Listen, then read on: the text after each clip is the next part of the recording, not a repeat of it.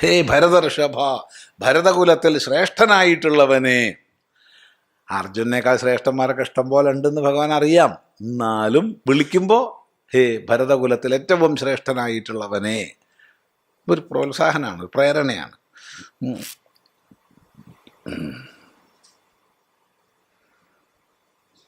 ഇതാണ് 4 വിധ ഭക്തന്മാർ. ഇനിയാണ് ഭഗവാന്റെ പ്രയോഗം വരുന്നത്. തേഷാം ജ്ഞാനി വിശിഷ്യതേ, അവരിൽ ജ്ഞാനി വിശിഷ്ടനാകുന്നു. വിശിഷ്ടനാകുന്നു എന്ന് പറഞ്ഞാൽ മാറ്റിവെച്ചു. ആദ്യം 4 എണ്ണത്തെ ഒന്നിച്ചു പറഞ്ഞു, എന്നിട്ട് ഒരാളെ അങ്ങോട്ട് മാറ്റി. എന്ത് സാമർഥ്യം നോക്കൂ. ആദ്യം 4 സാമാന്യമായി പറഞ്ഞു, എന്നിട്ട് പറയുകയാണ് ഇതിൽ ഒരുത്തൻ വിശിഷ്ടനാട്ടോ എന്ന് പറഞ്ഞാൽ മാറ്റി. ഇപ്പം എത്രയായി? 3ഉം 1ഉം. ഇപ്പം ഭഗവാന്റെ ഭക്തന്മാർ എത്രാന്ന് ചോദിച്ചാൽ 3ഉം 1ഉം. കഴിഞ്ഞ ശ്ലോകം മാത്രം പഠിച്ചാൽ ഭഗവാന്റെ ഭക്തന്മാർ എത്രാന്ന് ചോദിച്ചാൽ 4. ആദ്യം പറഞ്ഞതാണോ അവസാനം പറഞ്ഞതാണോ സ്വീകരിക്കേണ്ടത്? അവസാനം പറഞ്ഞത്. ആദ്യം പറഞ്ഞതല്ല സ്വീകരിക്കുക. ഒരാൾ 2 ആശയം പറഞ്ഞാൽ രണ്ടാമത് പറഞ്ഞതാണ് സ്വീകരിക്കേണ്ടത്, ആദ്യം പറഞ്ഞതല്ല.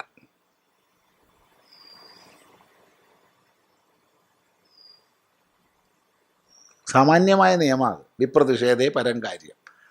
വിരുദ്ധമായിട്ട് ആരെങ്കിലും പറഞ്ഞാൽ രണ്ടാമത്തതാണ് ചെയ്യേണ്ടത്. നീ ആ കടയിൽ പോയി സാധനം വാങ്ങിക്കോളൂ കേട്ടോ, നമ്മൾ സഞ്ചിയൊക്കെ എടുത്ത് പൈസയൊക്കെ എടുത്ത് പോകാൻ പുറപ്പെടുക, അല്ലെങ്കിൽ നീ പോണ്ട. ഏതാ കേൾക്കേണ്ടത്? പോണ്ട. അത് തന്നെയാണ്. നിങ്ങൾ നേരത്തെ എന്നോട് പോകാൻ പറഞ്ഞില്ലേ? നേരത്തെ പോകാൻ പറഞ്ഞു, പിന്നെയാണ് ഞാൻ എല്ലാ വശം ആലോചിച്ചത്. നിന്നെപ്പം വിട്ടത്ര ഗുണമില്ല എന്ന് മനസ്സിലായത്. അതുകൊണ്ട് ഞാൻ പോണ്ട പറഞ്ഞു. കഴിഞ്ഞു. രണ്ടാമത് പറഞ്ഞാൽ കേൾക്കണം. അപ്പം ഇവിടെ ആദ്യം 4 ഭക്തന്മാരെ പറഞ്ഞ് പിന്നെ തേഷാം ജ്ഞാനി വിശിഷ്യതേ, ജ്ഞാനി വിശിഷ്ടനാകുന്നു എന്ന് മാറ്റി. ഇപ്പം 3+1. 3+1. ഇനി ജ്ഞാനിമാരാണ്. 1 നിത്യയുക്ത, 2 ഏകഭക്തി. 2 വിശേഷണമാണ് ജ്ഞാനിക്ക് പറയുന്നത്. നിത്യയുക്ത, നിത്യവും യുക്തനാണ്, അഥവാ നിത്യത്തിൽ യുക്തനാണ്. നിത്യേയുക്ത, നിത്യം യുക്ത. നിത്യത്തിൽ യുക്തൻ എന്ന് പറഞ്ഞാൽ എന്താ അർത്ഥം? നമ്മളൊക്കെ പ്രായേണ അനിത്യങ്ങളിലാ യുക്തന്മാരായിരിക്കുന്നത്. ഒരു ദിവസം രാവിലെ മുതൽ രാത്രി ഉറങ്ങുന്നത് വരെ നമ്മൾ വ്യവഹരിക്കുന്നതിൽ ഏറ്റവും അധികം സമയം ചെലവഴിക്കുന്നത് എന്തിനാണെന്നൊന്ന് കണക്കെടുത്ത് നോക്കൂ. അനിത്യത്തിലാണോ നിത്യത്തിലാണോ? രാവിലെ ഉണർന്നു, എന്താണ് ആദ്യത്തെ ചിന്ത? എന്താണ് അറിയില്ല. അല്ല, ആലോചിക്ക് നോക്കൂ. കക്കൂസ് പോകണം, പല്ല് തേക്കണം, കുളിക്കണം, ഇതൊക്കെ നിത്യം ചെയ്യണമല്ലേ? എന്ന് അനിത്യമാണോ അത്? സംഗതിയൊക്കെ തീരണ പരിപാടികളാ. പിന്നെ ഇന്ന് എന്താ ഭക്ഷണം ഉണ്ടാക്കണത്? അതിലാണ് വലിയ ആലോചന, വലിയ ചിന്തയാണ്.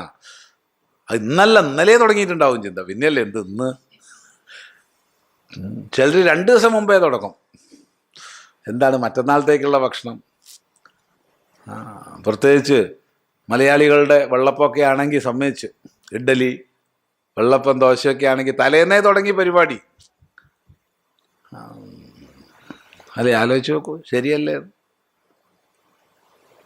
അതിനെപ്പറ്റി പിന്നെ അതിനെപ്പറ്റിയുള്ള ലഹള, നന്നായില്ല, ചീത്തയായില്ല, അതായില്ല, ഇതായില്ല, അതിനെപ്പറ്റിയുള്ള ചർച്ചകൾ, നന്നായിച്ച അതിനെപ്പറ്റിയിട്ടുള്ള ചർച്ചകൾ.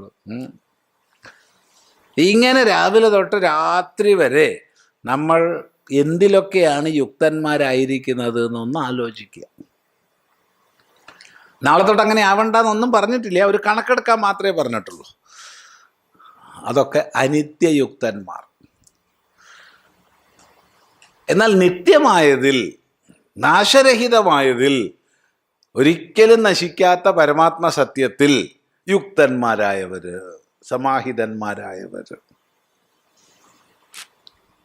തദ്ബുദ്ധയഃ തദാത്മാനഃ തന്നിഷ്ഠാഃ തത്പരായണാഃ എന്നൊക്കെ ഭഗവാൻ തന്നെ പറയാൻ പോകുന്നുണ്ട്.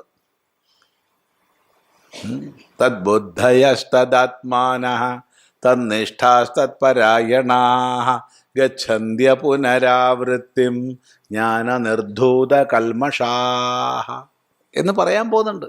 അതവിടെ പഠിക്കാം കുറച്ചങ്ങോട്ട്. അതിൽ തന്നെ ഉറച്ച ബുദ്ധിയോടൊത്തവർ, അത് തന്നെ തൻ്റെ ഭാവമായവർ, അതിൽ തന്നെ നിഷ്ഠയുള്ളവർ, അത് തന്നെ പരമയനമായവർ, മറ്റൊന്നില്ല.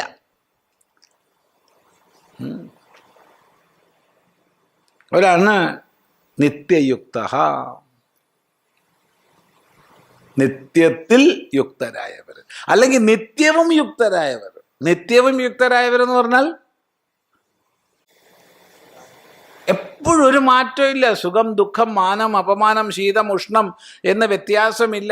ഏത് മാറി വരുന്ന ജീവിത സാഹചര്യത്തിലും മാറാതെ ഈശ്വരനിൽ ചേർന്നവർ.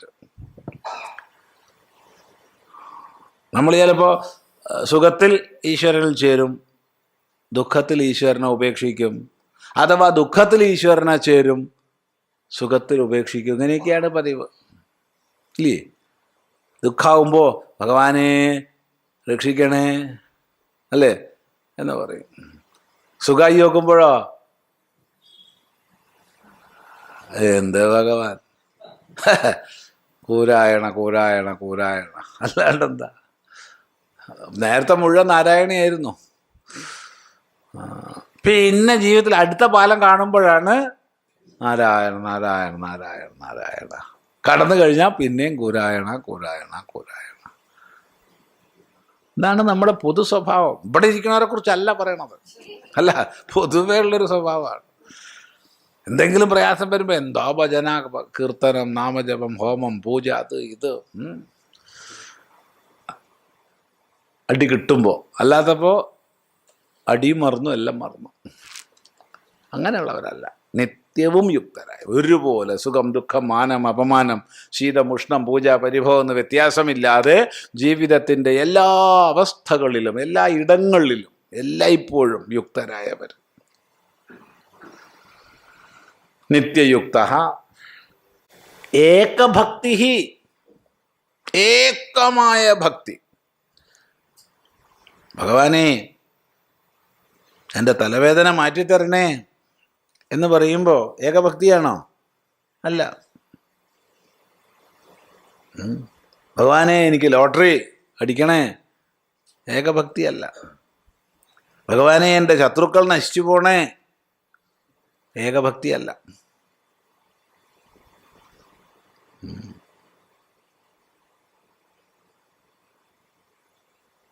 ഭഗവാനെ ഞാൻ എൻ്റെ ബിസിനസ്സിൽ നന്നായി വരണേ, അതിന് ഞാൻ ദേവസ്വം ബോർഡിനെ മോഷ്ടിക്കാൻ സ്വർണം കൊടുക്കാമേ, അല്ലേ? അതെ, ഏകഭക്തിയല്ല.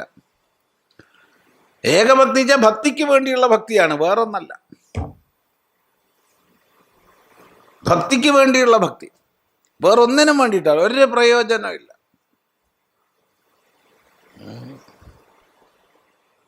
രണ്ട്, ഏകത്തിലുള്ള ഭക്തി.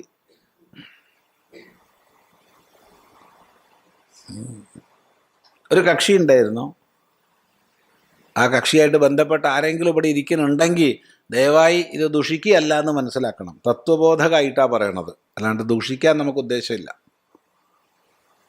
ഇയാൾ വലിയ ഗുരുവായൂരപ്പ ഭക്തനായിരുന്നു. ഗുരുവായൂരപ്പ ഭക്തി എങ്ങനെയൊക്കെയാണെന്ന് വെച്ചാൽ വീട്ടിലെല്ലാ മുറിയിലും ഗുരുവായൂരപ്പൻ്റെ ഫോട്ടോ, ചിത്രങ്ങൾ, നല്ല ചിത്രങ്ങൾ. അങ്ങനെ കുറച്ചു കാലം കഴിഞ്ഞു. അപ്പോഴാണ് അദ്ദേഹം സത്യസായി ബാബയെക്കുറിച്ച് അറിയുന്നതും സത്യസായി ബാബയുടെ ഭക്തനാവുന്നതും. ഏറെ താമസിയാതെ ഗുരുവായൂരപ്പൻ്റെ മുഴുവൻ ചിത്രങ്ങൾ എടുത്തു മാറ്റി വീട്ടിലെല്ലാ മുറിയിലും സത്യസായി ബാബ. നല്ലതാണ്, സായിബാബയെ ബഹുമാനിക്കുന്ന ആളാണ് ഞാൻ. പക്ഷെ ഈ പരിപാടിയെ ബഹുമാനിക്കുന്നില്ല. ആ കാലഘട്ടത്തിൽ അയാൾ ഒരു വലിയ പൈസക്കാരനായി. ആദ്യം പാവപ്പെട്ട ആളായിരുന്നു, പൈസക്കാരനായപ്പോൾ ഒരു ബസ്സെല്ലാം മേടിച്ചു.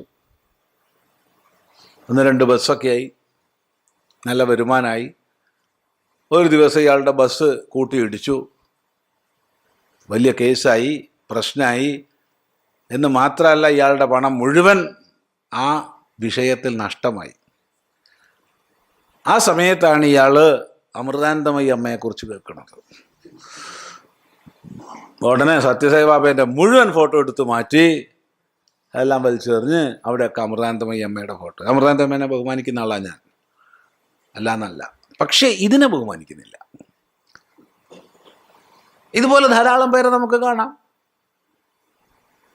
നാരായണ നാരായണ നാരായണ നാരായണ. അപ്പോൾ ചിദാനന്ദപുരി സ്വാമി പറഞ്ഞു, നാരായണൻ പെട്ടെന്ന് പ്രസാദിക്കില്ല കേട്ടോ, പതുക്കെ പ്രസാദിക്കുള്ളൂ. അപ്പം എന്ത് വേണം സ്വാമി?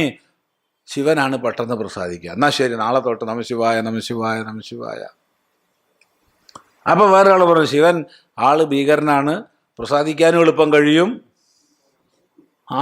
തിരിച്ചാവാനും എളുപ്പം കഴിയും. അതുകൊണ്ട് ശിവനെ ഒഴിവാക്കണം, നല്ലത്. കാര്യം പെട്ടെന്ന് വേണമെങ്കിൽ ഘണ്ടാകർണനാണ്, കുട്ടിച്ചാത്തനാണ് നല്ലത്. അങ്ങനെ കുട്ടിച്ചാത്തൻ കുട്ടിച്ചാത്തൻ കുട്ടിച്ചാത്തൻ കുട്ടിച്ചാത്തൻ.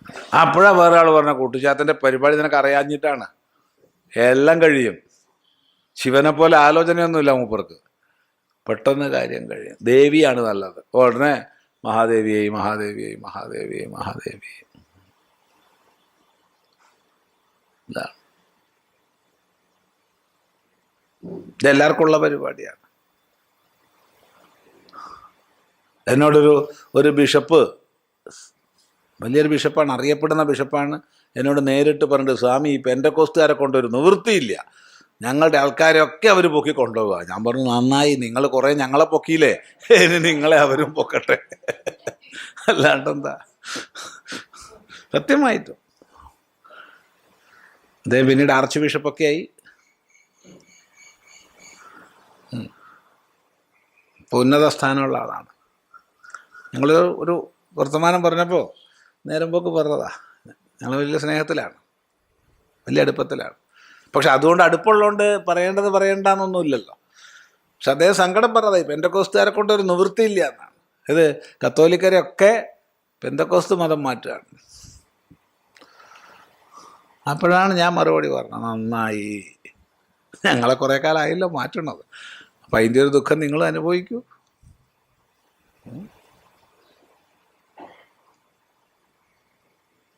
ഇതാണ് ഏകഭക്തി അല്ലാത്തത്. അപ്പോൾ അവിടുന്ന് പെന്തക്കോസ്തായപ്പോഴാ മറ്റവൻ വന്ന് പറയും, അല്ലടോ അതിനേക്കാൾ നല്ല യഹോവ സാക്ഷിയാവണതാണ്, ഉടനെ അതിൻ്റെ പിന്നാലെ പോകും. ഇത് ഉപേക്ഷിക്കും. എല്ലാത്തിലും ഉണ്ട്.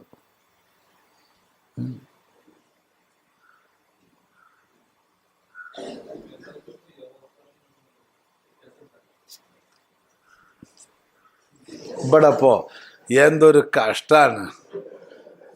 ഇപ്പോഴത്തെ നമ്മുടെ ചർച്ചാ വിഷയം അതല്ല. ഇപ്പോഴത്തെ ചർച്ചാ വിഷയം നാരായണനെ മാറ്റി ശിവനാക്കി, ശിവനെ മാറ്റി കുട്ടിജാത്തനാക്കി, കുട്ടിജാത്തനെ മാറ്റി ഘണ്ടാകരനാക്കി, ഘണ്ടാകരനെ മാറ്റി ദേവിയാക്കി എന്നുള്ളതാണ് ഇവിടുത്തെ വിഷയം. അത് ഹിന്ദുവിൽ മാത്രമല്ല, എല്ലാത്തിലും ഉണ്ടെന്ന് കാണിക്കാനാണ് ആ പറഞ്ഞത്. അല്ലാണ്ട് ഹിന്ദുവിനെ മാത്രം കുറ്റം പറഞ്ഞാൽ പോരാ, എല്ലാവരിലും ഉണ്ട്, എല്ലാ മനുഷ്യരിലും ഉണ്ട്. ഇതല്ല, ഇത് ഏകഭക്തിയാണ്, ഏകത്തിലുറച്ച ഭക്തി, ഏകമായ ഭക്തി. മറ്റൊന്നിന് വേണ്ടിയിട്ടുള്ളതല്ല. തലവേദന മാറണേ, പനി മാറണേ, ഒന്നുമല്ല. നിത്യത്തിൽ യുക്തനായ എന്ന വലിയ അർത്ഥം ഏകഭക്തിക്കില്ല. നിത്യത്തിൽ യുക്തനായ, നിത്യവും യുക്തനായ എന്നുള്ളത് ലക്ഷണം ശരിയാവും രണ്ടും. ഏകഭക്തി സത്യത്തിലിരിക്കുന്നവെന്ന് നിത്യയുക്തന് പറയാം. അതാണല്ലോ നിത്യത്തിൽ യുക്തനായവൻ എന്ന് പറഞ്ഞാൽ. ഇനി നിത്യവും യുക്തനായവൻ, യുക്തൻ എന്ന് പറഞ്ഞാൽ സമാഹിതൻ എന്ന് വേറൊരു അർത്ഥമുണ്ട്. അടക്കം വന്നവൻ, ഇന്ദ്രിയങ്ങളും മനസ്സുമെല്ലാം അടക്കം, നിയന്ത്രിക്കപ്പെട്ടവെന്നൊരർത്ഥമുണ്ട്. അപ്പോൾ വിവിധ അർത്ഥങ്ങളാണ് ഇത് രണ്ടിനും. അങ്ങനെയുള്ള ജ്ഞാനി വിശിഷ്ടനാണ്. അപ്പം എന്തായി? വിശിഷ്ടനാണെന്ന് പറഞ്ഞപ്പോൾ 3+1.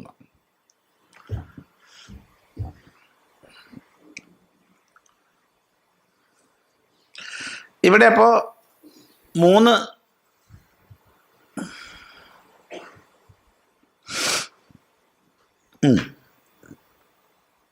3 ആർത്തനും ജിജ്ഞാസുവും അർത്ഥാർത്ഥിയും.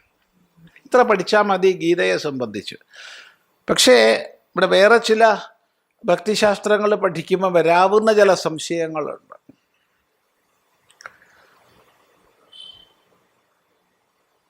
അതെന്താ ചോദിച്ചാൽ, നാരദീയ ഭക്തിസൂത്രങ്ങളിൽ ഭക്തിയെ രണ്ടായിട്ട് വിഭജിക്കും: ഗൗണീഭക്തിയും പരാഭക്തിയും.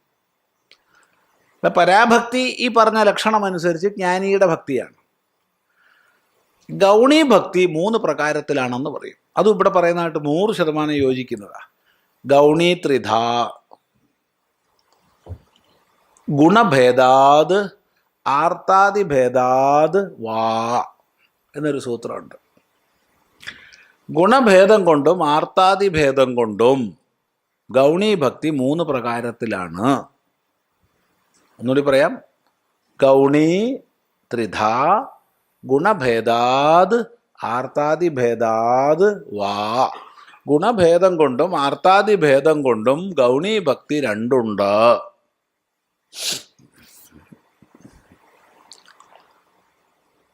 അപ്പോൾ ഏതാണ് ഈ ഗുണഭേദം? സാത്വിക, രാജസിക, താമസിക ആണല്ലോ. അതല്ലേ ഗുണഭേദം.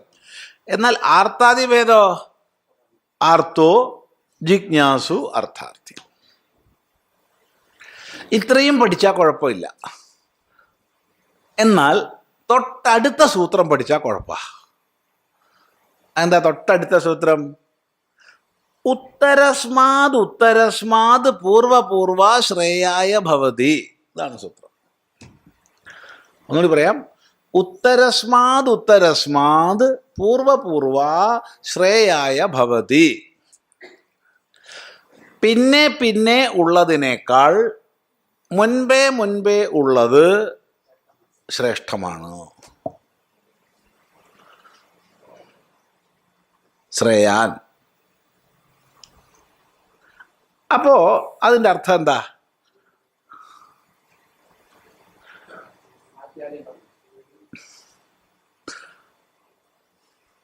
അർത്ഥാർത്ഥിയുടെ ഭക്തിയേക്കാൾ കേമമാണ് ജിജ്ഞാസുവിൻ്റെ ഭക്തി. ജിജ്ഞാസുവിൻ്റെ ഭക്തിയേക്കാൾ കേമമാണ് ആർത്തൻ്റെ ഭക്തി എന്നാണ്.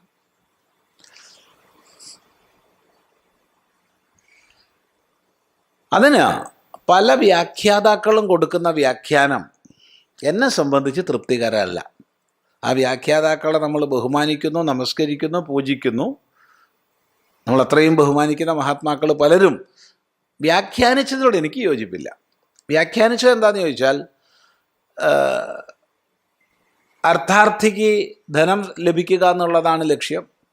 ഇപ്പോൾ ധനലബ്ധി ആഗ്രഹിക്കുന്നവനേക്കാൾ നല്ല തീവ്രതയുള്ളതായിരിക്കും ജിജ്ഞാസുവിൻ്റെ ഭക്തി. ശരിയാണ്, അത് 100% ശരിയാണ്. എന്നാൽ ജിജ്ഞാസുവിൻ്റെ ഭക്തിയേക്കാൾ തീവ്രതയാണ് ദുഃഖമനുഭവിക്കുന്ന, കഠിനമായ ദുഃഖമനുഭവിക്കുന്ന, ദുഃഖമോചനത്തിന് ആഗ്രഹിക്കുന്നവൻ്റെ ഭക്തി എന്നാണ് പലരും വ്യാഖ്യാനിക്കുന്നത്. അതിനോട് നമുക്ക് യോജിപ്പില്ല എന്ന് പറയാൻ കാരണം, ഒരു ജിജ്ഞാസു ഏത് ദുഃഖവും സ്വയം ഭരിക്കാൻ തയ്യാറാവുന്നുണ്ട്. അത് പട്ടിണിയെന്നോ ദാരിദ്ര്യമെന്നോ, ഇരിക്കാനും കിടക്കാനും ഇടമില്ലാത്ത ഇടമെന്നോ, വെള്ളമില്ലാത്ത അവസ്ഥയെന്നോ വ്യത്യാസമില്ല. ഏത് രോഗഗ്രസ്തമായ അവസ്ഥയെന്നും വ്യത്യാസമില്ല. ജിജ്ഞാസു തൻ്റെ ജ്ഞാനപ്രാപ്തിക്ക് വേണ്ടി ഏത് ദുഃഖവും സ്വീകരിക്കാൻ തയ്യാറാവുന്നുണ്ട്. ആ ദുഃഖങ്ങളൊക്കെ അവന് ഈശ്വരോപാസന പോലെയാണ്. 1. 2,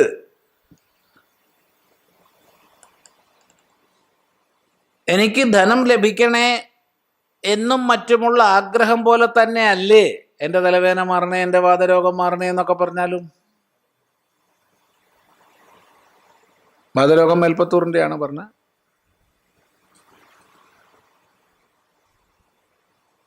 അപ്പോൾ ഉത്തരസ്മാത് പൂർവപൂർവ ശ്രേയായ ഭവതി എന്ന് പറയുമ്പോൾ നമ്മൾ സൂക്ഷ്മമായി ചിന്തിക്കണം. അങ്ങനെ സൂക്ഷ്മമായി ചിന്തിക്കുമ്പോൾ നമുക്ക് പറയാനുള്ളത്,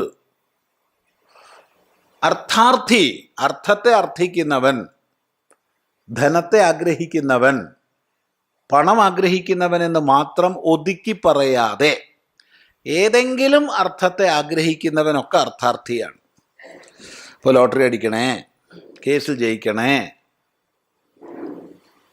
മക്കൾ നന്നാവണേ, കുടുംബം നന്നാവണേ, ലോകം നന്നാവണേ, നാട്ടുകാർക്കൊക്കെ സുഖം വരണേ. ആയിട്ടില്ല പറഞ്ഞു കഴിഞ്ഞിട്ട് എന്നൊക്കെ ആഗ്രഹിക്കുന്നത് ഒരുതരം അർത്ഥാർത്ഥിതയാണ്. വാതരോഗം മാറ്റണേ, തലവേദന മാറ്റണേ, പനി മാറ്റണേ ഭഗവാനെ, അതെല്ലാം അർത്ഥാർത്ഥി. അതിനേക്കാൾ മികച്ചതാണ് ജിജ്ഞാസുവിൻ്റെത്, അറിയാൻ ഇച്ഛിക്കുന്നവൻ്റെ. ഇപ്പോഴാണ് പറയുന്നത് അതിനേക്കാൾ മികച്ചതാണ് ആർത്തൻ്റെതെന്ന് പറയുമ്പോൾ ആ ആർത്തൻ നമ്മൾ സാമാന്യമായി മനസ്സിലാക്കുന്ന ആർത്തനല്ല. പിന്നെ ആരാണ്? ഈ സംസാരത്തിൽ നിന്ന് മുക്തി ആഗ്രഹിക്കുന്നവൻ. ഏറ്റവും വലിയ ആർത്തി ജനന മരണങ്ങളുടെ ഈ ആവർത്തനമാണ്, ഈ ഭവരോഗമാണ്. അപ്പോൾ ആർത്തൻ എന്നുള്ളതിന് അവിടെ അർത്ഥം എന്താവും? മുമുക്ഷു എന്നാവും. അപ്പൊ ശാസ്ത്രത്തിന് ഒരു വിരുദ്ധതയും വരില്ല. ഉത്തരസ്മാത് പൂർവപൂർവ ശ്രേയായ ഭവതി എന്ന് ധൈര്യമായിട്ട് പറയാം. അപ്പൊ ഏതാണ് ഈ മൂന്നെണ്ണം? മുമുക്ഷുവും ജിജ്ഞാസുവും അർത്ഥാർത്ഥിയും. അവരെക്കാൾ ഏറ്റവും മികച്ചത് ജ്ഞാനി മുമുക്തനാണ്. ഇങ്ങനെ അർത്ഥം പറഞ്ഞു നോക്കൂ. ജ്ഞാനി മുമുക്ഷു അല്ല, മുക്തനാണ്. അവിടെ ജ്ഞാനവിജ്ഞാന വ്യത്യാസം അവിടെ കൽപ്പിക്കണ്ട ഈ ശ്ലോകത്തിൽ. ബ്രഹ്മവിത്ത് എന്നൊക്കെ പറയുന്നിടത്ത്, ബ്രഹ്മജ്ഞാനി എന്ന് പറയുന്നിടത്ത് ജ്ഞാനവിജ്ഞാനങ്ങളെ നമ്മൾ വേർതിരിക്കേണ്ട ആവശ്യമില്ല. എവിടെയെങ്കിലും വേർതിരിച്ച് പറഞ്ഞാൽ മാത്രമേ അത് വ്യാഖ്യാനിക്കേണ്ട ആവശ്യമുള്ളൂ. ഇപ്പൊ ബ്രഹ്മവേദ ബ്രഹ്മൈവ ഭവതി എന്ന് പറയുന്നിടത്ത് മന്ത്രത്തിൽ ബ്രഹ്മജ്ഞാനി ബ്രഹ്മമായി ഭവിക്കുന്നു എന്ന് പറഞ്ഞെടുത്താൽ ബ്രഹ്മജ്ഞാനി എന്ന് പറഞ്ഞാൽ വിജ്ഞാനി തന്നെയാ. ജ്ഞാനവും വിജ്ഞാനവും ഒന്നിച്ച് പറഞ്ഞാലേ നമ്മൾ അതിൻ്റെ അർത്ഥഭേദം കൽപ്പിക്കേണ്ട ആവശ്യമുള്ളൂ. പറയാത്ത കാലത്തോളം ജ്ഞാനി വിജ്ഞാനിയാ. വ്യക്താണോ പറഞ്ഞേ? ഇനി നമുക്ക് പഠിക്കാം. എന്നിട്ട് പറയാണ്, ഹി നിശ്ചയമായും ജ്ഞാനിനഹ അഹം അത്യർത്ഥം പ്രിയ. ജ്ഞാനിക്ക് ഏറ്റവും ഇഷ്ടപ്പെട്ടത് ഞാനാ, ജ്ഞാനിക്ക് ഏറ്റവും പ്രിയപ്പെട്ടവൻ ഞാനാ. ആർത്തനോ മോക്ഷം സമ്മതിച്ചു, ജിജ്ഞാസുവിനോ അറിയാന്നുള്ളത്, അർത്ഥാർത്ഥിക്കോ എന്താണോ അർത്ഥം ആഗ്രഹിക്കുന്നത് അതാണ് ഏറ്റവും പ്രിയപ്പെട്ടത്. ഭഗവാൻ എനിക്ക് തലവേദന മാറണേ എന്ന് പറയുമ്പോൾ ഭഗവാനാണോ പ്രാധാന്യം, തലവേദനയ്ക്കാണോ? തലവേദനയ്ക്കാ പ്രാധാന്യം. ഭഗവാൻ എനിക്ക് ലോട്ടറി കിട്ടണമെന്ന് പറഞ്ഞാൽ ലോട്ടറിക്കാ പ്രാധാന്യം, ഭഗവാനല്ല. ജിജ്ഞാസുവിന് അവൻ ജ്ഞാനത്തിന് ഇച്ഛിച്ചുകൊണ്ട് അങ്ങനെ ജീവിച്ചു. കുറച്ചു കാലം കഴിഞ്ഞു മടുപ്പ് വന്നു. ഇനി മതിയേ, കുറേ കാലമായി വേദാന്ത ക്ലാസ്സിനൊക്കെ പോണത്, ഇതൊക്കെ പഠിക്കാൻ തുടങ്ങിയിട്ട് കുറച്ചു കാലമായി വലിയ ഗുണമൊന്നും ഉണ്ടായിട്ടില്ല, ഇനിയിപ്പോൾ നമുക്ക് നിർത്തിക്കളയാം എന്ന് തോന്നും. ഇല്ല, തോന്നാം.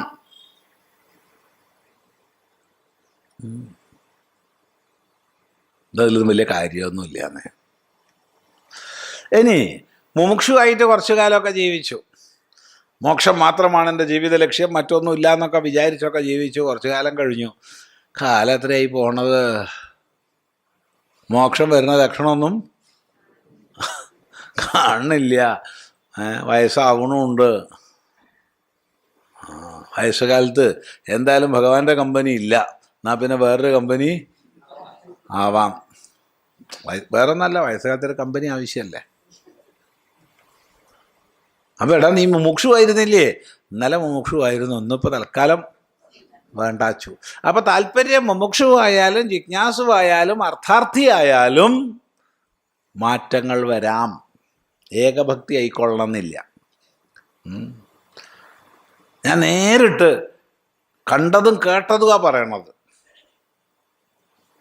തട്ടിപ്പല്ല, ഒന്നും കൂട്ടണമില്ല കുറയ്ക്കണമില്ല. എൻ്റെ തൊട്ടടുത്തിരിക്കുന്ന ആൾ. അപ്പോൾ ലോട്ടറി വിൽപ്പനക്കാരൻ വന്നു, രാവിലെ തന്നെയാണ്.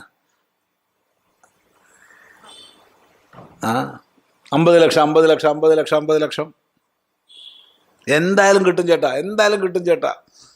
അപ്പോൾ ഇയാൾ ചോദിച്ചു, കിട്ടുന്ന ഉറപ്പാണ്? ഉറപ്പാണ്, കിട്ടും ചേട്ടാ. ലോട്ടറിക്കാരൻ കള്ളം പറഞ്ഞോ? ഇല്ല, നിങ്ങൾക്ക് കിട്ടുമെന്ന് പറഞ്ഞിട്ടില്ലല്ലോ, കിട്ടുന്നേ പറഞ്ഞിട്ടുള്ളൂ. ലോട്ടറിക്കാരൻ കള്ളം പറഞ്ഞില്ല, കിട്ടും ചേട്ടാ. ഉടനെ ഇയാൾ വാങ്ങി 10-20 റുപ്യ കൊടുത്ത് അത് മേടിച്ചിട്ട് ഇങ്ങനെ തലയിൽ ഇങ്ങനെ വെച്ചിട്ട്, എൻ്റെ കാടാമ്പുഴ ഭഗവതി, ഇത് കിട്ടിയാൽ നിനക്ക് ഞാൻ ഒരു പൂമൂടൽ കഴിക്കാമേ. ഒച്ചത്തിലാ പറയണത്. ദേവി അവിടെ സങ്കടമായി ഇരിക്കുകയല്ലേ പൂമൂടലില്ലാഞ്ഞിട്ട്. ഇനി യവനെ കിട്ടിയാൽ ദേവിക്ക് എന്ത്, മറ്റവനെ കിട്ടിയാലെന്ത്, ആർക്ക് കിട്ടിയാലും ഒരുപോലെയല്ലേ ദേവിക്ക്? അല്ല എനിക്ക് ഈ 1ാം സമ്മാനം അടിച്ചാൽ ഒരു പൂമൂടൽ നടത്താമെന്നാണ് ഇയാൾ പറയണത്. ഈ അമ്മയ്ക്ക് മക്കളിൽ വ്യത്യാസമുണ്ടോ? യവന് കിട്ടിയാലും രാമന് കിട്ടിയാലും കോമന് കിട്ടിയാലും അഹമ്മദിന് കിട്ടിയാലും ജോസഫിന് കിട്ടിയാലും ദേവിക്ക് ഒരുപോലെയല്ലേ? അല്ല, അതെ, പിന്നെന്താ?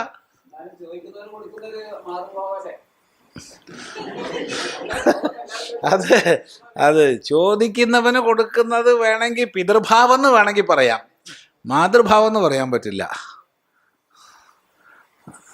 അത് അച്ഛന്മാർക്ക് വിരോധം ഉണ്ടാവരുതേ. ഈ കൂട്ടത്തിലുള്ള ചോദിക്കുന്നവന് കൊടുക്കുന്നത് മാതൃഭാവമാണെന്ന് ഞാൻ വിശ്വസിക്കുന്നില്ല. അമ്മയുടെ വിശേഷം അറിഞ്ഞു കൊടുക്കുക എന്നുള്ളതാണ്. അമ്മ കുഞ്ഞ് കരഞ്ഞോണ്ട് പാല് കൊടുത്തോളണമെന്നില്ല. കുഞ്ഞിന് പാൽ ആഗ്രഹമുണ്ടെന്ന് അമ്മയ്ക്ക് തോന്നിയാൽ അപ്പം അമ്മ കൊടുക്കും. അച്ഛനതല്ല, നീ കേട്ടില്ലേ കുഞ്ഞ് കരയണത്, കുറച്ച് പാല് കൊടുക്ക് എന്ന് അച്ഛൻ പറയും. അതാണ് അമ്മ അച്ഛനുള്ള വ്യത്യാസം എന്നാണ് എനിക്ക് തോന്നണത്.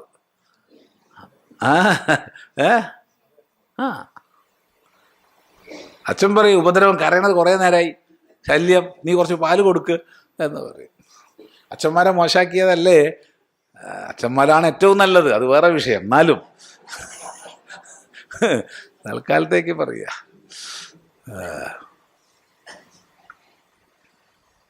മാതാവ് അതല്ല, മാതാവ് കണ്ടറിഞ്ഞു കൊടുക്കുന്നവളാ.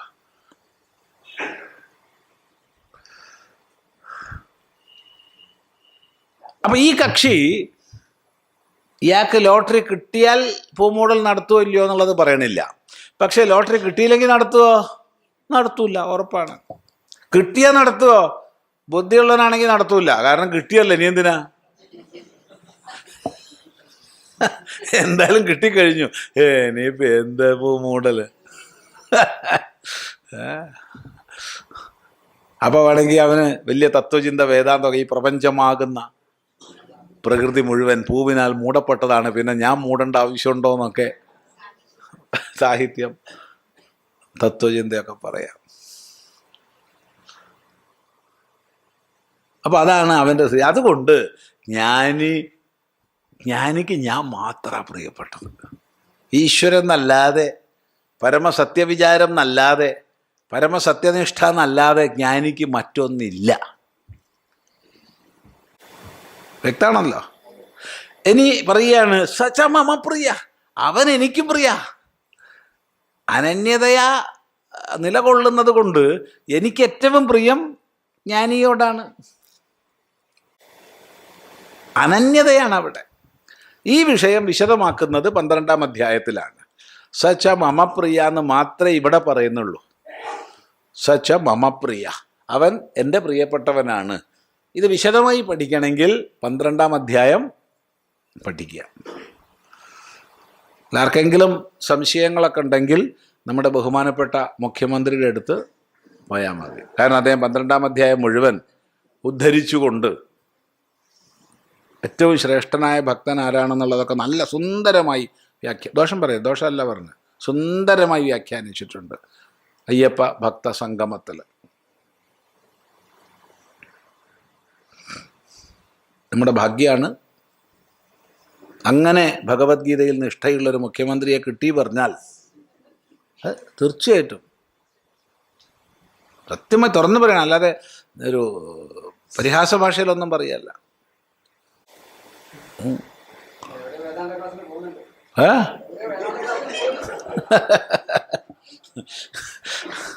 ഏതായാലും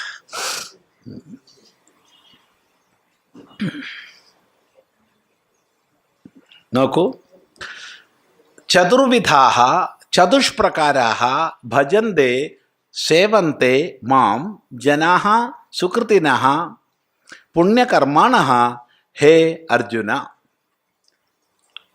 ആർത്തഃ ആർത്തിപരിഗൃഹീതഃ തസ്കരവ്യാഘ്രരോഗാദിനാ അഭിഭൂതഃ ആപന്നഃ ജിജ്ഞാസുഃ ഭഗവന്തം ജ്ഞാതുമിച്ഛതി യഃ അർത്ഥാർത്ഥി ധനകാമഃ ജ്ഞാനി വിഷ്ണോഃ തത്വവിദ് ഏവ ഹേ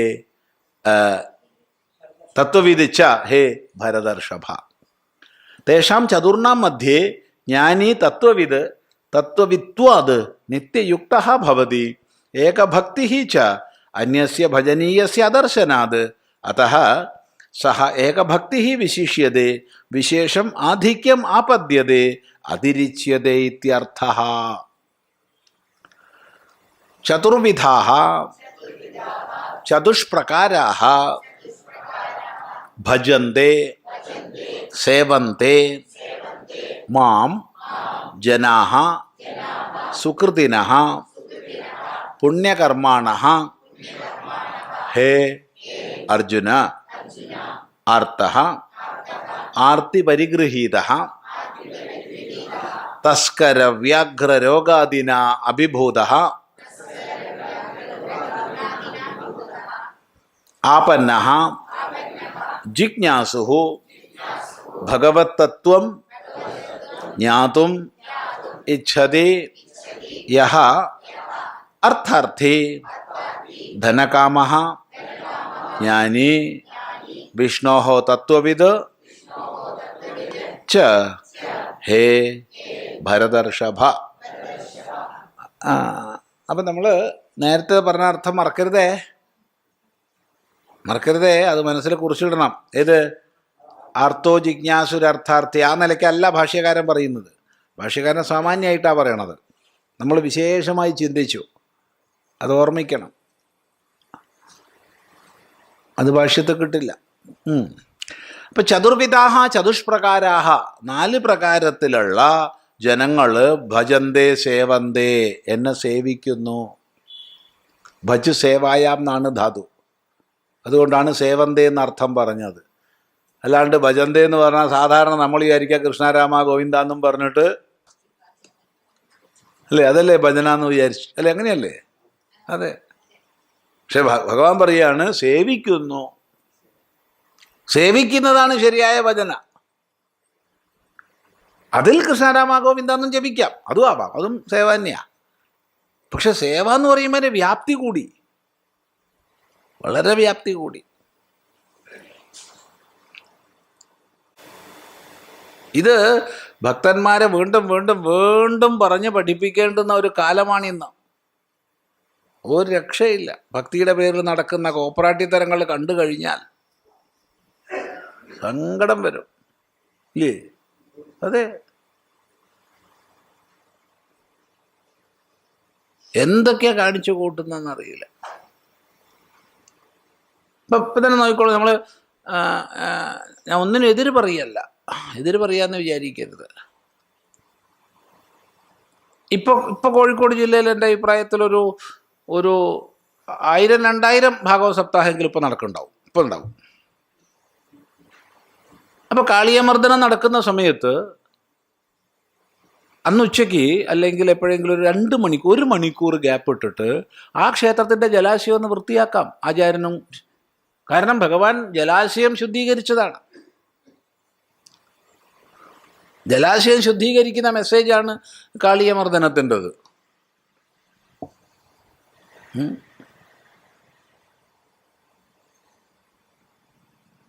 രുക്മിണി സ്വയംവരത്തിന് മക്കളെ നിങ്ങൾ നല്ലോണം പരസ്പരം പ്രേമിക്കണം. പ്രേമിച്ച് തങ്ങളുടെ ജീവിത പങ്കാളിയെ കണ്ടെത്തണം, നല്ലൊരു ജീവിതം നയിക്കണം എന്നൊരു മെസ്സേജ് കൊടുക്കുക.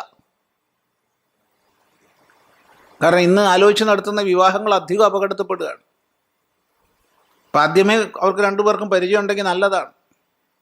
ഇന്നത്തെ ഒരു മാറിയ സാഹചര്യത്തിൽ മറ്റത് ഏത് മയക്കുമരുന്നിൻ്റെ അവനാണെന്ന് നമുക്ക് മനസ്സിലാവില്ല. ഈ അച്ഛനും മുത്തച്ഛനും അന്വേഷിച്ച് നടത്തുന്ന കല്യാണങ്ങൾ. കാരണം ഒരാളെപ്പറ്റി കുടുംബത്തിലോ നാട്ടിലോ അന്വേഷിച്ച് ആരും മോശം പറയില്ല. അതുകൊണ്ട് അന്വേഷിച്ചാലൊന്നും പണ്ടത്തെ പോലെ മനസ്സിലാവില്ല ഇന്ന്. പണ്ട് കൂട്ടുകുടുംബ വ്യവസ്ഥയായ സമയത്ത് നമുക്കൊരാലോചന ചെയ്താൽ മനസ്സിലാവും. ഇന്ന് മനസ്സിലാവില്ല. പിന്നെ കെട്ടിക്കഴിഞ്ഞാൽ അറിയാം മയക്കുമരുന്നിൻ്റെ ആളാണ്. അതിനേക്കാൾ നല്ലതല്ലേ ആദ്യം തന്നെ ഒന്ന് പരസ്പരം പ്രേമിച്ച് പരിചയമായിട്ട്. അപ്പം അതാണ്. അതിന് പകരം ചെറിയ കുട്ടികളെ കല്യാണം കഴിപ്പിക്കുക. എന്ത് തോന്നിവാസാണ്. അവരുടെ വിവാഹയോഗം നഷ്ടപ്പെട്ടു പോയില്ലേ? എന്നിട്ട് ആയിരക്കണക്കിന് ഉറുപ്പികയും ചിലവാക്കി, എന്തായിരക്കണക്കിന് ലക്ഷക്കണക്കിന് ഉറുപ്പികയും ചിലവാക്കി രുക്മിണി സ്വയംവരം എന്നും പറഞ്ഞ് കോപ്പറാട്ടി തരം കാണിക്കുക. ഒന്ന് ആലോചിച്ച് നോക്കൂ, സങ്കടമാണ്. ഇതൊക്കെ പറയുമ്പോൾ മറുപടി എന്താണെന്ന് ചിദാനന്ദപുരി സ്വാമിക്ക് ഈ സപ്താഹങ്ങൾ ഇല്ലാത്തതുകൊണ്ടാണ് കുറ്റപ്പെടുത്തുന്നതെന്നാണ്. അതുകൊണ്ടാണ് കുറ്റപ്പെടുത്തുന്നത്. ഗോവർദ്ധനോദ്ധാരണത്തിൻ്റെ സമയത്ത് നാട്ടിലെല്ലാവരും പച്ചക്കറി കൃഷി നടത്തണം എന്നൊരു ആഹ്വാനം കൊടുത്തൂടെ? നമ്മളെ രക്ഷിക്കുന്ന ഭൂമിയാണ്. ഇവിടെ ഈ പച്ചക്കറി നട്ടിട്ടാണ് നമ്മൾ രക്ഷപ്പെടുന്നത്, ജീവിക്കുന്നത്. അതുകൊണ്ട് കൃഷിക്ക് പ്രാധാന്യം കൊടുക്കണം എന്നൊരു മെസ്സേജ് കൊടുക്കണ്ടേ?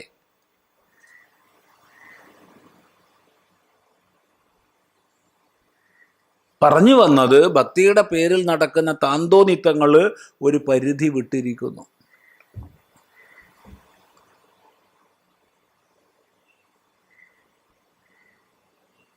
ഇത് ഒരു മതത്തിലൊന്നുമല്ല, ഹിന്ദുവിൽ മാത്രമൊന്നുമല്ല, എല്ലാത്തിലും കണക്കാ. എന്ത് വിഡ്ഢിത്തരം പറഞ്ഞാലും വിശ്വസിക്കുന്ന ഒരു അന്ധവിഭാഗത്തെ വളർത്തിയെടുക്കുകയാണ്. യുക്തിപൂർവമുള്ള ചിന്തയില്ല, വേദാന്ത വിചാരമില്ല. വേദാന്ത വിചാരം ഇല്ലാച്ചാൽ നമ്മൾ അബദ്ധത്തിലേക്കാണ് എത്തുക. അതാണ് കൃപാസനത്തിലൂടെ പൊന്തുന്ന പറയണത്. കൃപാസനം ഇല്ലേ, കേട്ടില്ലേ? കൃപാസനം അതൊരു ഒരു നോട്ടീസ് അതിൻ്റെ മുകളിൽ ഇരിക്കുക, അത് കരിച്ചിട്ട് അതിൻ്റെ മുകളിൽ ഇരിക്കുക, അത് അരച്ചിട്ട് കുടിക്കുക. ഇപ്പം തന്നാലേ അതാ ഒരു മുസൽമാൻ ഒരാൾ ദിവ്യഗർഭം ഉണ്ടാക്കി കൊടുക്കാമെന്ന് പറഞ്ഞിട്ട് അവർ വിചാരിച്ച പോലെ കാര്യം നടക്കാത്തപ്പോൾ പാവം കേസിലും കുടുങ്ങി, ബലാത്സംഗം എന്നും പറഞ്ഞിട്ട്. വിചാരിച്ച പോലെ നടന്നിരുന്നെങ്കിൽ കുഴപ്പമുണ്ടാവില്ലായിരുന്നു. എല്ലാത്തിലും ഉണ്ട് അന്ധര സൃഷ്ടിക്കുക ഭക്തിയുടെ പേരിൽ. കാരണം നിന്നേക്കാൾ കേമൻ ഞാനാണ്, അതുകൊണ്ട് നീ എന്നെ വിശ്വസിക്കണം. വേദാന്തമല്ല, നീയും ഞാനും ഒന്നാണ്. ചിന്തിക്കുക. എല്ലാവരിലും കുടികൊള്ളുന്ന തത്വം ഏകമാണ്. ആ ഒരു സത്യത്തെ വെളിപ്പെടുത്തൂ. അതുകൊണ്ട് വേദാന്തത്തെ ഏറ്റവും വിരോധമായിരിക്കും വ്യവസ്ഥാപിത മതങ്ങൾക്കൊക്കെ. അത് ഹിന്ദു ആയാലും കൊള്ളാം, ക്രിസ്ത്യാനി ആയാലും കൊള്ളാം, മുസൽമാനായാലും കൊള്ളാം. വേദാന്തത്തെ വെറുക്കും.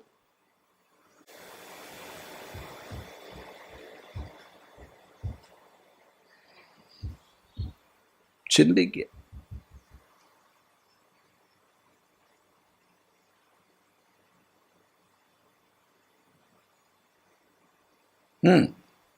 അതുകൊണ്ട്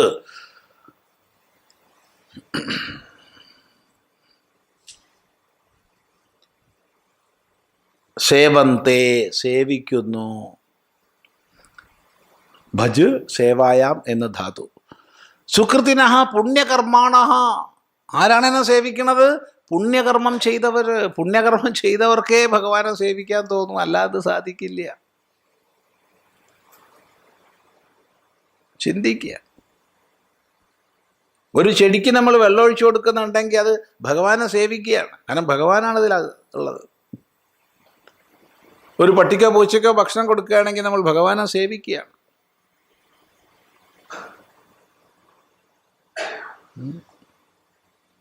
ഏതൊരു ജന്തുവിനെയും സസ്യത്തെയും സ്നേഹിക്കുക, നമുക്ക് കഴിയുന്നത് സേവിക്കുക, അത്രയേ വേണ്ടു.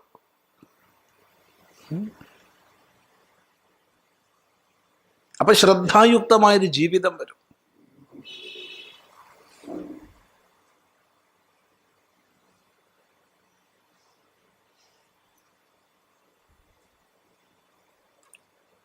അത് ശ്രദ്ധിക്കുക. പുണ്യകർമാണ, ഇതിൽ പരം എന്താ പറയണ്ടേ? പുണ്യകർമ്മങ്ങളെ ചെയ്യുന്നവർ. ഹേ അർജുന, ആർത്തഃ ആർത്തിപരിഗൃഹീത, ആർത്തിയാൽ ദുഃഖത്താൽ ഗ്രഹിക്കപ്പെട്ടവൻ. ഭാഷ്യകാരൻ പറയുകയാണ്, തസ്കര വ്യാഘ്ര രോഗാദിന അഭിഭൂത, കൊള്ളക്കാര്, കടുവ, രോഗം തുടങ്ങിയവയാൽ കീഴ്പ്പെടുത്തപ്പെട്ടവൻ. തസ്കരൻ കൊള്ളക്കാരൻ, വ്യാഘ്രം കടുവ, രോഗം ഇവയാൽ ഒക്കെ കീഴ്പ്പെടുത്തപ്പെട്ടവൻ എന്ന് വെച്ചാൽ ജീവിതത്തിൽ ദുഃഖം അനുഭവിക്കുന്നവർ. ഈ തസ്കരൻ്റെ സ്ഥാനത്ത് രാഷ്ട്രീയക്കാരനാവാം, അമ്പല കമ്മിറ്റിക്കാരനാവാം, ആശ്രമ പ്രതിനിധിയാവാം. എന്നുവെച്ചാൽ ആരൊക്കെയാണോ പിരിവ് ചോദിച്ച് വരുന്നത് അവരൊക്കെ ആവാം. ചിദാനന്ദപുരസ്വാമി ആവാം, അല്ലേ? തസ്കര എന്നുള്ള ചിദാനന്ദപുരസ്വാമിയൊക്കെ ആവാം. കാണുമ്പോഴത്തേക്ക് തന്നെ പേടിയാവും, ഇന്നലെയും പൈസ ചോദിച്ചു ഒന്നും ചോദിക്കുമെന്നാവോ എന്ന് തോന്നാം. അപ്പോൾ തസ്കര. പിന്നെ വ്യാഘ്ര എന്ന് പറയുന്നത് പട്ടി, പൂച്ച, കാക്ക, കോഴിയൊക്കെ ആവാം. എന്നൊന്നുമില്ല. ആരാ ഉപദ്രവിക്കുക എന്ന് കണക്കുണ്ടോ? ഇല്ല. ഉറുമ്പാവാം.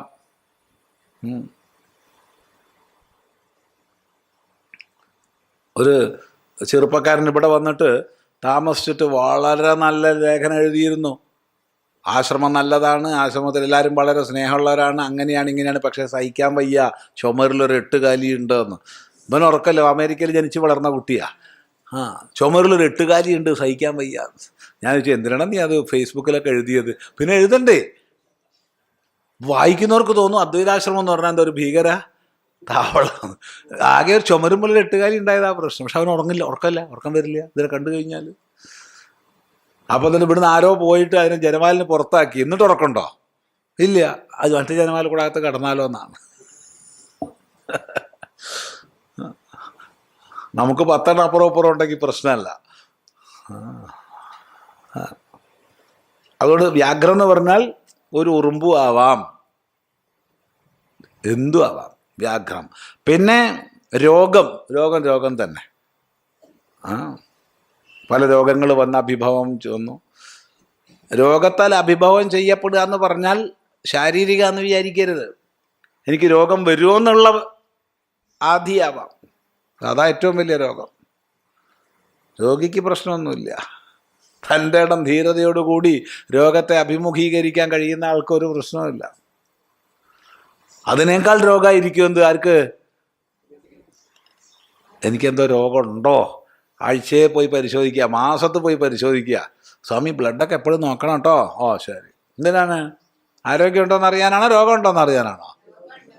എന്തിനാണ് അറിയണത്? വരുമ്പോൾ നോക്കിയാൽ പോരെ. സ്വാമി അതൊന്നും ഒരു ഹെൽത്തി പ്രാക്ടീസ് അല്ല.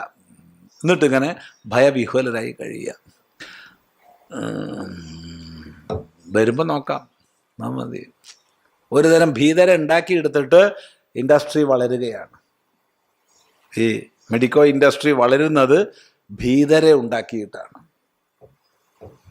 കുറച്ചൊരു വെയിറ്റ് കൂടിയിട്ടുണ്ടല്ലോ അല്ലേ സ്വാമിക്ക്? കഴിഞ്ഞ മാസത്തേനേക്കാൾ കുറച്ച് വെയിറ്റ് കൂടിയിട്ടുണ്ട്. ശ്രദ്ധിക്കണം, ഏറ്റവും ഭീകരാണ്. അപ്പം പേടിയായി. എന്നാ ഒന്ന് പോയി കളയാം. ഏത് ലാബിലാണ് പോകേണ്ടത്? ഒരു രോഗമൊന്നും ഇല്ല കേട്ടോ, ഒരു പ്രശ്നമില്ല സ്വാമി. അത് ഒന്നും കൂടി വേറെ ലാബിൽ കൂടി പരിശോധിച്ചിട്ട് ഉറപ്പ് വരുത്തണം സ്വാമി. എടാ ഒരു രോഗവും ഇല്ല. അപ്പം തിരിച്ചു വന്നപ്പോൾ സംശയം, ഒന്നും കൂടി നോക്കിക്കളയാം. അപ്പോൾ ഏതാ നല്ല ലാബ്? ഏതാ നല്ല ലാബാ? ഇതിനിങ്ങനെയാണ് മെഡിക്കോ ഇൻഡസ്ട്രിയിൽ നിന്ന് പെരുകുന്നത്, ഭയം ജനിപ്പിച്ചിട്ട്. ചിന്തിക്കുക. അപ്പോൾ രോഗം എന്നുള്ളതിന് അർത്ഥം പറഞ്ഞു. അഭിഭൂത, കീഴ്പ്പെടുത്തപ്പെട്ടവൻ. ആപന്ന, ആപത്തുപ്പെട്ടവൻ. ആപത്തുപ്പെട്ട് കഴിഞ്ഞാൽ ഉടനെ ഭഗവാനെ എന്ന് പ്രാർത്ഥിക്കുകയായി. അതാണ്. പിന്നെ ജിജ്ഞാസുഹു, ഭഗവത് തത്വം ജ്ഞാതുമിച്ഛതിയ, ഭഗവാന്റെ പാരമാർത്ഥിക തത്വം എന്താണെന്നറിയാൻ ഇച്ഛിക്കുന്നവൻ, ആഗ്രഹിക്കുന്നവൻ. അർത്ഥാർത്ഥി ധനകാമി, ധനം ആഗ്രഹിക്കുന്നവൻ. പിന്നെ ജ്ഞാനി, വിഷ്ണോഹോ തത്വവിത്, വിഷ്ണുവിൻ്റെ പാരമാർത്ഥികമായ തത്വം എന്താണെന്ന് അറിയുന്നവൻ. ഇങ്ങനെ 4 പ്രകാരത്തിൽ ഭക്തന്മാരുണ്ട്. തേഷാം, അവരിൽ, ചതുർണാം മധ്യേ, 4 പേരുടെയും കൂട്ടത്തിൽ, ജ്ഞാനി, തത്വവിത്ത്, തത്വജ്ഞാനി. എന്താണ്? തത്വവിത്വാദ്, ആ അറിവുണ്ടെന്നുള്ളത് കൊണ്ട് തന്നെ നിത്യയുക്തനാണ്. നിത്യയുക്ത ഭവതി. മാത്രമല്ല ഏകഭക്തി, ഏകഭക്തിയാണ്. ഏകഭക്തി. എന്തുകൊണ്ട്? അന്യസ്യ ഭജനീയസ്യ അദർശനാത്, വേറെ ഭജിക്കപ്പെടുന്നവൻ ഇല്ല. ഈശ്വരൻ ഏകനാണ്, അവനെ പല പേരിൽ വിളിക്കുന്നു. ഈശ്വരൻ ഏകനാണെന്ന് ഉറപ്പുള്ളവന് ഏത് പേരിൽ വിളിച്ചാലും ശരി. പിന്നെ അവന് മതം മാറ്റാൻ പറ്റുമോ? അപ്പം മതം മാറ്റത്തിന് പരിശ്രമിക്കുന്നുണ്ടെങ്കിൽ ഉറപ്പല്ലേ അവൻ ഈശ്വരൻ ഏകനാന്ന് വിശ്വസിക്കുന്നില്ല. ഉണ്ടെങ്കിൽ ഉറപ്പല്ലേ? ഈശ്വരൻ ഏകനാണെങ്കിൽ നീ അള്ളാന്ന് പറഞ്ഞാലും, അവൻ യഹോവ എന്ന് പറഞ്ഞാലും, യവൻ വിഷ്ണു എന്ന് പറഞ്ഞാലും, യവൻ ശിവൻ എന്ന് പറഞ്ഞാലും ഒന്നാണെന്ന് അറിഞ്ഞു കഴിഞ്ഞാൽ പിന്നെ എവിടുന്ന് എങ്ങോട്ട് മാറ്റാനാ? അവിടെ മതം മാറ്റം എന്നൊന്നും വരുന്നില്ല.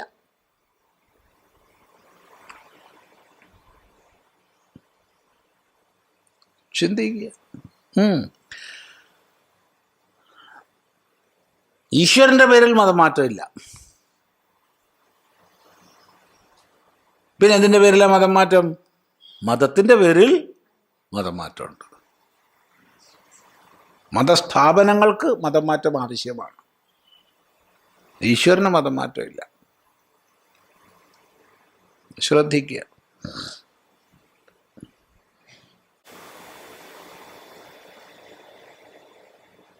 നമ്മളോട് എത്രയോ പേര് ചോദിക്കാറുണ്ട്, സ്വാമി കുറേ ഞാൻ വേദാന്തം പഠിക്കണത് വളരെ യുക്തിയുക്തമാണെന്ന് അറിയുന്നുണ്ട്, അപ്പോൾ ഹിന്ദു ധർമ്മത്തിൻ്റെ മഹത്വം എനിക്കറിയാം, അതുകൊണ്ട് ഞാൻ ഹിന്ദുവായി മാറാൻ ആഗ്രഹിക്കുന്നു. എടാ, നിനക്കിത് അറിയാൻ ഹിന്ദുവായി മാറാനും ക്രിസ്ത്യനായി മാറാനും ഒന്നും വേണ്ട, മനുഷ്യനായിട്ട് ഇരുന്നാൽ മതി, വേറൊന്നും വേണ്ട, വേറൊന്നും ആവശ്യമില്ല. മനുഷ്യനായിരിക്കുക. നീ ഹിന്ദു ആകണ്ട, ക്രിസ്ത്യനും ആകണ്ട, മുസ്ലിം ആകണ്ട, മനുഷ്യനാവുക. കഴിഞ്ഞു.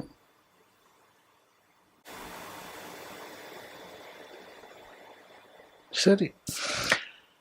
ഭജനീയസ്യ അദർശനാത് അതഃ സ ഏകഭക്തി വിശിഷ്യതേ വിശേഷം ആധിക്യമാപദ്യതേ, അവൻ അധികതരനാകുന്നു.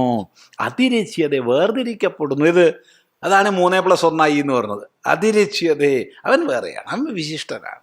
അപ്പോൾ സാമാന്യം 4 പറഞ്ഞു, എന്നിട്ട് പറഞ്ഞു വിശിഷ്ടനാണ്. ഇങ്ങനെയാണ് 4 പ്രകാരം ഭക്തന്മാർ. അപ്പം നമുക്ക് സംശയം തോന്നും, ഇവരിൽ ന്യൂനാധിക്യ ഭാവമുണ്ടോ എന്താണ് എന്നൊക്കെ സംശയം വരും. ആ സംശയം നമുക്ക് അടുത്ത ശ്ലോകം പഠിക്കുമ്പോൾ മനസ്സിലാക്കാം.